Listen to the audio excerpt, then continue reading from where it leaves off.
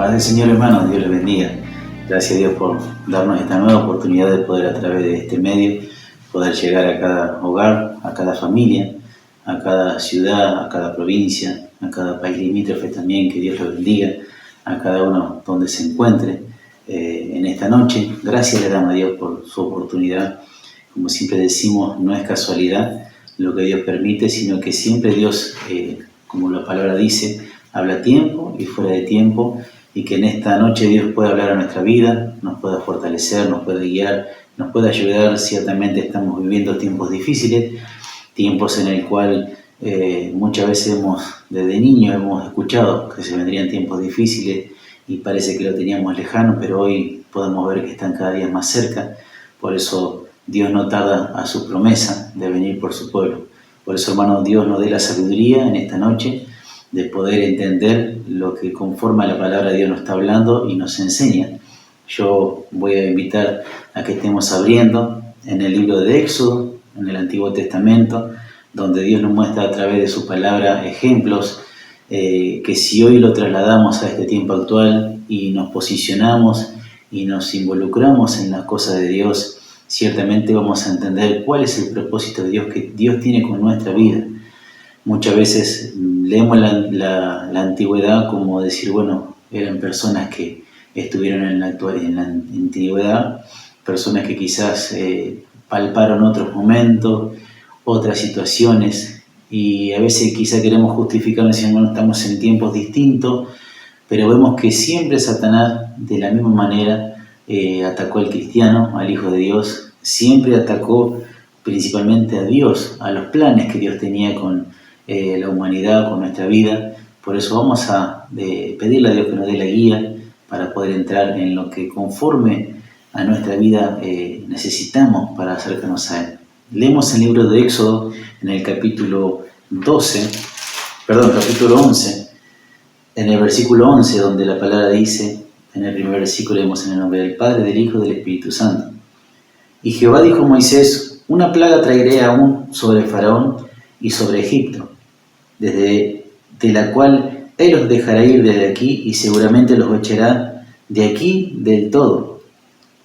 Habla ahora al pueblo y cada uno demande a su vecino y cada uno a su vecina vasos de plata y de oro. Y Jehová dio gracia al pueblo en los ojos de Egipto. También Moisés era muy gran varón en la tierra de Egipto, a los ojos de los siervos del faraón y los ojos del pueblo.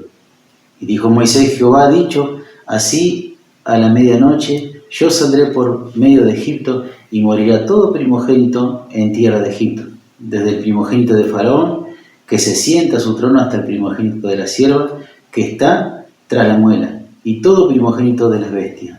Amén. La Biblia nos muestra, hermano, en el libro de Éxodo, la 10ª plaga, la cual venía sobre Egipto. Todos conocemos esta historia donde Dios, a través de Moisés, escucha el gemido, dice, el clamor del pueblo que estaba sufriendo una esclavitud. Estaban siendo quizás azotados, estaban siendo ultrajados, y de cuánta manera ellos estaban padeciendo. Dice la Biblia que Dios prepara un varón conforme a su corazón para poder introducirlo, enseñarle y sacar el pueblo que él había escogido de la esclavitud. Como muchas veces nosotros decimos, Dios nos sacó de la esclavitud un día. Cuando nosotros hemos conocido a Dios, le hemos aceptado en nuestro corazón, hemos entendido el propósito, hemos entendido los planes que Dios tenía con nuestra vida, y allí nos consagramos a Él, entregamos nuestra vida, nuestra familia, entregamos nuestro corazón y empezamos a ver que Dios tenía propósito con nuestra vida. De la misma manera, en la antigüedad, Dios tenía un propósito con su pueblo, un propósito con su pueblo Israel. Pero en ese momento Israel estaba atravesando dificultades, estaba atravesando quizás azotes, estaba atravesando cuantas cosas que para ellos eran cargas pesadas. Pero dice que el clamor del pueblo subió a la presencia de Jehová. Y Jehová preparó un hombre para que los instruya, para que les enseñe y para que a través de este varón él pueda hablar con el pueblo, instruirlo para lo que tendrían que ellos alcanzar, una tierra que fluía leche y miel. Esas eran las grandes promesas que Dios le hacía al pueblo. Que iban a llegar a una tierra donde fluía leche y miel, donde ya no iban a tener que trabajar para para Egipto, sino que trabajar para ellos, para disfrutar, para gozar. Y cuántas cosas, cuántas promesas tenía Dios para este pueblo. Pero primeramente Dios tenía que marcar la diferencia. Dios tenía que presentarse al pueblo que había escogido. Y vemos que allí donde el pueblo empieza a conocer a Dios a través de Moisés, porque hasta que estuvo José, dice que todos reverenciaban a este Dios poderoso, porque veían que Dios era con José, que Dios estaba, y dice que José donde estaba prosperaba. ¿Por qué? Porque dice que Dios estaba con José. Dios se movía con José. Entonces había quedado algo bien marcado, pero empezaron a venir generaciones que no conocieron. Ya murió José y no conocieron a este Dios poderoso. Se fueron olvidando, fueron dejando de lado las cosas que este Dios hacía. Entonces ya cuando no conocían, dice que este pueblo sufría. Pero cuando Dios se empieza a presentar a través de Moisés, le empieza a marcar lo que convenía que ellos entendiesen y que se aferrasen a la fe, a la confianza, que había un Dios que lo podía sacar de la esclavitud.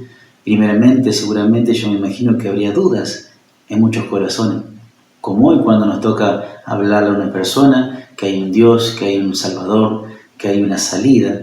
Muchas personas que tienen dudas porque dicen, ¿y por qué pasa esto? ¿Y por qué pasa lo otro? ¿Dónde está Dios en esta situación? ¿Por qué Dios permite todo esto? Pero vemos, hermanos, que allí en la antigüedad Dios le había prometido a su pueblo que lo iba a sacar de la esclavitud. Sin embargo, empezaron a acontecer circunstancias en las cuales el pueblo empezó a dudar, diciendo, ¿será que nos conviene seguir a este Dios? ¿O nos conviene quedarnos en Egipto y seguir sufriendo? Cuando Dios dice que usa la vida de Moisés y habla con Faraón para sacar al pueblo, dice que todos empezaron a quejarse y dice que el Faraón le dobló el trabajo de lo que hacían. Tenían que fabricar ladrillos, dice que ellos tenían todo para fabricarlo, pero de un momento se enojó porque diciendo, están ociosos, esto quieren ir a adorar a Dios, están ociosos, no tienen que hacer. Entonces dice que bueno, ahora no le iba a proveer ni la paja ni el barro para que empiecen a cocinar sus ladrillos. Y ellos tenían que ir a buscarlo, era el doble el trabajo que tenían que hacer. Entonces yo me imagino que cualquiera hubiese dicho, pero ¿cómo? Si Dios nos prometió que nos iba a bendecir, que nos iba a sacar la esclavitud y ahora estamos más esclavizados que antes. Muchas veces es la herramienta que usa Satanás en la actualidad. Uno muchas veces se acerca a Dios, abre su corazón, empieza a ver que Dios tiene promesa, pero de repente, cuando uno se aferra a la fe, empiezan a acontecer problemas, circunstancias, empiezan a acontecer quizás enfermedades y cuantas cosas que nadie está libre de todo esto, ¿verdad? Pero uno como que empieza a sentir como que antes estaba mejor. Y eso es lo que Satanás quiere que su vida piense, que antes estaba mejor. Pero la esclavitud no puede ser mejor de la libertad. Allí cuando tenían el privilegio de conocerlo a Dios, dice que, yo me imagino en aquel tiempo, Dios le habla a Moisés diciendo, bueno, tiene que preparar al pueblo antes de que llegue esta plaga. Era la 10ª plaga, la cual la muerte del primogénito. Y yo me imagino cómo sería en ese tiempo preparar a la multitud, hablar a la multitud. Seguramente los corazones estaban deseosos de ser libres, que dice que esa fama se corrió enseguida. Todos empezaron a escuchar que había un Dios que los quería sacar de la esclavitud. Pero Dios primeramente tiene que preparar nuestra vida como preparó en ese tiempo al pueblo. Dice que antes que llegue esto le anunció a Faraón que iba a llegar la muerte del primogénito. Pero antes que esto habló con Aarón, con Moisés y le dijo, bueno, este es el primer mes del año, tiene que celebrar la Pascua. ¿Qué significa la Pascua? Consagrarse para Dios. Celebrar una fiesta solemne. Dios empieza a enumerar y a dar la instrucción cómo tenían que celebrar esa Pascua. Y allí dice que tenían que elegir por familias un cordero y con la sangre pintar los dinteles, porque venía la muerte del primogénito. Y cuando Jehová dice que veía en las puertas, en los dinteles, veía la sangre de este cordero, dice que la muerte pasaba de largo. Y dice, y vamos a leerlo, en Éxodo también, donde habla de esto, que sería por señal, en Éxodo capítulo 12, Versículo 7 dice, y tomarán la sangre y pondrán en los dos postes y en el dintel de la casa en lo que han de comer. En el versículo 13, y la sangre os será por señal en las casas donde vosotros estéis, y veré la sangre y pasaré por vosotros, y no habrá en vosotros plaga de mortandad cuando heriré la tierra de Egipto. Esta era la promesa que Dios le hacía a Israel. Ellos tenían que prepararse, consagrarse, preparar su vida, celebrar esta fiesta solemne, tenían que compartir este cordero, tenían que allí celebrar la Pascua. Era una preparación antes de la partida, porque ciertamente el pueblo no sabía todo lo que se venía, se iba a acontecer luego de todo esto, pero Dios sabía que tenía que instruir al pueblo y prepararlo. ¿Y cuál era esa preparación? La consagración, prepararlos, que ellos sepan distinguir las cosas espirituales. Dios era un Dios que con brazo fuerte lo iba a sacar, con grandes milagros, con grandes prodigios, pero ellos tenían que consagrar su vida. Y hoy Dios nos está mostrando de la misma manera en este tiempo. Hoy son tiempos difíciles, tiempos en los cuales uno ve la maldad como se está multiplicando, uno ve que todo acontece, y quizás haya personas que estén diciendo, ¿dónde está Dios? En un accidente, en una enfermedad, ¿dónde está Dios? Pero vemos, hermanos, que allí Dios nos está preparando, nos está diciendo que tenemos que consagrarnos, preparar nuestra vida, no mirar lo humano, como dice la Biblia, mirar las cosas del cielo, las cosas celestiales, no las terrenales. Si nos comportamos como personas que están, personas terrenales, personas naturales, ciertamente vamos a ver que está el problema económico, está el problema social, está el problema cultural, está el problema, siempre hay problema, y no vamos a perder lo más lindo, que es la parte espiritual, que sabemos que no somos de esta tierra, dice la Biblia. Estamos en la tierra, pero no pertenecemos. Tenemos que prepararnos, consagrarnos, por eso Dios nos habla de la consagración. Muchas veces cuando llega el tiempo de Santa Cena, uno se prepara su vida, medita en las cosas que hizo bien, en las cosas que hizo mal. Uno empieza quizás a pedir perdón a Dios, Dios, así me equivoqué en esto, me equivoqué en el otro. Uno se empieza a purificar, santificar, primeramente de adentro hacia afuera. Uno empieza a sentirse como que es inmerecedor. Y eso es lo que Dios hace en nuestra vida, ¿no? Empieza a preparar desde adentro hacia afuera, preparar nuestra alma, preparar nuestra mente, consagrarnos. Pero eso no tiene que ser solamente en un día solemne de fiesta espiritual, sino que tiene que ser siempre. ¿Por qué le digo siempre? Vamos a ir a un ejemplo de la Biblia, donde nos habla de un varón que tuvo que pasar por un momento muy difícil. Muy difícil, que quizás si hoy nos ponemos a meditar, no sé si estamos nosotros a la altura de pasar por ese momento. El libro de los Hechos, en el capítulo 7, en el versículo 55, nos habla de Esteban, este varón muy conocido, que cuando los discípulos dice que estaban muy atareados, tenían que servir al pueblo, la multitud se había multiplicado. Ellos habían dicho, no es bueno que dejemos las cosas divinas, dejemos de predicar por atender las mesas, no es bueno, vamos a elegir varones que estén llenos de Dios. Y uno de esos varones era Esteban. Pero ¿qué pasó? Dice que Esteban estaba lleno del Espíritu de Dios. Una persona consagrada, una persona que estaba llena de la sabiduría divina. ¿Por qué no? Porque Dios lo había elegido para darle todo a él y a otro no. No, era una persona que se dedicaba a Dios, que abría su corazón, que se predisponía todos los días para que Dios esté en él y para que Dios utilice su vida conforme a su voluntad. Una persona consagrada, para que usted me entienda. Una persona que tenía su corazón abierto para que Dios pueda hablar, guiarlo e indicar el camino correcto. Pero esta persona dice que donde hablaba, lo castigaban. Donde hablaba, lo injuriaban. Donde hablaba, quizás trataban de echarlo de los lugares. Hasta que llegó la parte peor que le tocó atravesar a Esteban. Dice en el capítulo 7, versículo 55. Mas él, estando lleno del Espíritu Santo, puesto los ojos en el cielo, vio la gloria de Dios y a Jesús que estaba a la diestra de Dios.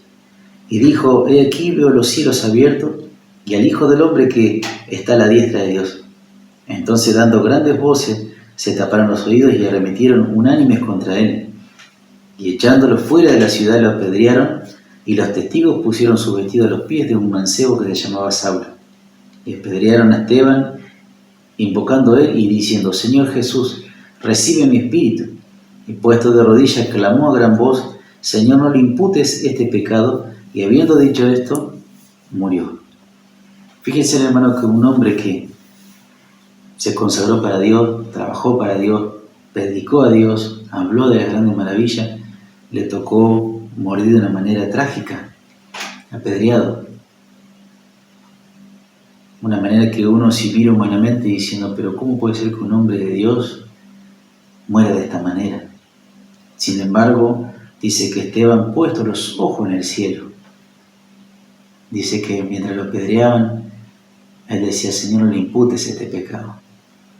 Un hombre que tiene la capacidad de discernir las cosas de parte de Dios, una persona que tiene el corazón de Dios, ve de esta manera. Jesús mismo, cuando estaba siendo crucificado, muchos le injuriaban, le decían: bueno, si eres el Hijo de Dios, bájate de esa cruz. Y allí los soldados romanos clavando la lanza en su costado, y él solamente decía: Padre, no le imputes ese pecado, perdónale, porque no saben lo que hacen. Esto, hermanos, es tener la capacidad y el corazón de Dios, verlo de esta manera. Hoy por hoy estamos viendo, como le dije, tiempos difíciles que hasta en la misma iglesia, en las mismas congregaciones, en todas las denominaciones, podríamos decir, está aconteciendo esto. Que, esta iglesia no me gusta, me voy a aquella. Esto no me gusta, me voy a aquella. Y vamos buscando allí, como una golondrina, dónde está el calorcito. Siendo que la Biblia nos habla claramente que tenemos que consagrarnos para Dios, amar a Dios con toda nuestra fuerza, como dice el primer mandamiento: amar a tu Dios con toda tu fuerza y con toda tu alma y con todo tu corazón. Desde ahí parte nuestra vida, consagrarnos, para luego poder hacer la voluntad de Dios, poder seguir hablando. Dice que allí, cuando Esteban caía muerto, dice que la misma iglesia allí tomaba su cuerpo y lo llevaba a la sepultura. Uno mira diciendo: ¿cómo la iglesia en este tiempo se escandalizaría la iglesia? Diría: ¿por qué? ¿Dónde está Dios? ¿Por qué? ¿Quién lo permitió? ¿Y cómo esto y cómo el otro? Y nos estaríamos preguntando un montón de cosas, pero sin embargo, esas personas sabían que por hablar de Dios, estas cosas acontecerían a su vida. Y nosotros también, hermanos, no estamos libres de todo esto. Por eso la Biblia dice que tenemos que prepararnos todos los días, y Dios nos habla a tiempo y fuera de tiempo. Muchas veces decimos: bueno, esto fue en el tiempo antiguo, esto hoy es distinto, pero déjeme decirle que nada es distinto. La Biblia, en el libro de San Mateo, en el capítulo 24, versículo 5, dice de la siguiente manera: porque vendrán muchos en mi nombre diciendo: yo soy el Cristo, y a muchos se engañarán. Y ahora hay guerra y rumores de guerra. Mirá que no se turbe, mirá que no os turbéis, porque es necesario que todo esto acontezca, mas aún no es el fin. Porque se levantará nación contra nación, reino contra reino, habrá pestilencia y hambres y terremoto por los lugares. Y todas estas cosas serán principio de dolor. ¿Estamos libres de todo esto? ¿Qué dice la Biblia? Creo que no, hermano. Creo que tenemos que prepararnos, tenemos que consagrarnos, preparar nuestra vida, porque no estamos libres de todo esto que acontezca. Todo esto que va a acontecer en nuestra vida, tenemos que meditarlo día tras día. Todo esto que aconteció en la antigüedad, personas que morían por defender la causa de Cristo, hoy nos toca a nosotros. Quizás tener que padecer el desprecio, tener que padecer un montón de circunstancias, porque por amor a Cristo. Pero nosotros no estamos para juzgar, estamos por orar por aquellas personas que no entienden. Y cuando alguien quizás lo maltrate o le diga algo desagradable, usted tiene que tener el corazón de Cristo y decir: Señor, perdónale, porque no sabe lo que está haciendo. Orar por esa alma, no decir: no, que se vaya, condenarlo. No estamos para condenar, estamos para salvar a través de la palabra de Cristo, hablarle de la salvación, hablarle que hay una buena nueva. Y para cerrar esto, hermano, quiero leerle en el libro de Romanos, en el capítulo 8, versículo 35, donde la palabra nos dice claramente: ¿quién nos apartará del amor de Cristo? ¿Tribulación o angustia o persecución o hambre o desnudez o peligro o espada? ¿Quién nos apartará del amor de Cristo? Si nos ponemos a meditar todo lo que este versículo relata, persecución. El pueblo de Israel sufrió la persecución de Faraón. Dice que cuando allí llegaron al río, al Mar Rojo, dice que empezaron a quejarse diciendo: ¿no había sepulcros en Egipto que nos trajiste aquí? Le decían a Moisés, para morir. Lo habíamos hablado, te lo dijimos, déjanos así servir a los egipcios. Las personas se empezaron a quejar, y esto tenemos que tener mucho cuidado. Muchas veces cuando somos bendecidos es toda alegría, es todo contentamiento, todos nos amamos, todo hay caridad por todos lados, pero cuando hay un momento difícil, que nosotros no le llamamos momento difícil, sino que es una prueba para nuestra vida. Es una prueba para ver si nuestra vida desarrolló la capacidad de salir adelante con lo que hemos aprendido de parte de Dios. Dice que el pueblo se empezó a quejar, empezó a clamar diciendo: no era mejor morir en Egipto. Pero allí cuando Moisés le dice: no, tengan firmeza, Dios hará en este día algo que ustedes ni se imaginan. Con otras palabras, le habla haciéndole ver, diciéndole que Dios iba a hacer algo grande. Y Dios le dice a Moisés: Moisés, ¿por qué me clamas a mí? ¿Qué tienes en tu mano? Una vara. Esa vara simbolizaba, bendito Dios, la autoridad. Muchas veces cuando nos encontramos delante de una situación empezamos a ver diciendo: ¿y ahora qué voy a hacer? Dios nos dio la autoridad, hermano, para poder reprender toda hueste satánica que viene contra nuestra vida. Dios nos dio la autoridad para reprender toda enfermedad. Dios nos dio la autoridad para reprender toda crisis económica. Dios nos dio la autoridad para reprender toda fuerza demoníaca que quieren entrar en el hogar, atacar a la familia, atacar al matrimonio, atacar a los hijos. Porque esto es lo que hace Satanás: entra para atacar, destruir, para separar. Pero como dice allí el libro de Romanos, ¿qué nos separará del amor de Cristo? Juan el Bautista dice que por no negar a Dios y por hablar y decir a las personas que se tenían que arrepentir, su cabeza fue cortada. Y el libro de Romanos dice: ¿qué nos separará? La espada nos separará del amor de Cristo. Nos separará la tribulación. Esteban, hemos leído que sufría la tribulación siempre. ¿Por qué? Por hablar de Dios, por hablar de lo que Dios tenía para las vidas. Sufría la tribulación, la persecución. Sin embargo, Dios dice que le dio el privilegio de poder ver con sus ojos. Cuando miró al cielo, dice: yo veo a Jesús sentado a la diestra del Padre. Entonces, hermanos, tenemos que tener bien y claro que tenemos que consagrarnos para Dios en este tiempo, abrir nuestro corazón, dejar de ver quizás las cosas como mira el mundo, dejar de ver como una persona natural, dejar de ver quizás los problemas, porque si nos ponemos a ver las diferencias, si nos ponemos a ver quizás lo que tenemos diferente, pensamos diferente porque somos personas diferentes, actuamos diferente porque somos personas diferentes, pero que en nuestro corazón esté la misma firmeza que la que tenía Jesús cuando decía: Padre, si es posible, pasa de mí esta copa, pero que no sea mi voluntad, sino que sea la tuya. Y cuando logremos tener bien en claro esto, que tenemos que cumplir la voluntad del Padre para que nuestra vida sea bendecida y que nuestra familia sea bendecida y que la iglesia sea bendecida, es donde entonces vamos a estar cerca de este reino celestial y vamos a alcanzar la plenitud de Cristo, que es lo que más importa en nuestra vida. Alcanzar esa plenitud. No solamente ser un cristiano que conozca de la palabra, o que cante lindo, o que toque lindo un instrumento, no. Ser lleno del Espíritu Santo, como Esteban dice que era lleno del Espíritu Santo. Mientras lo injuriaban, mientras lo castigaban, mientras lo apedreaban, él dice que he puesto los ojos en Jesús, el autor y consumador de la vida. Por eso, hermanos, Dios les bendiga, Dios los fortalezca, abra su corazón, conságrese.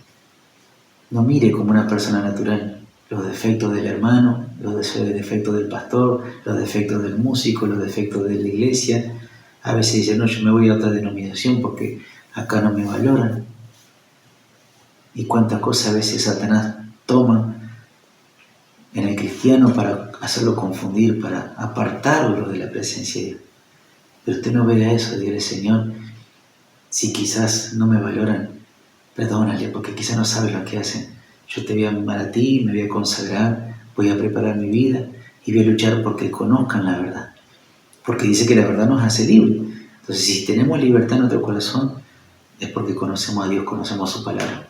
Y si conocemos la palabra, tenemos que ponerla por obra. Bendecir al que nos maldice.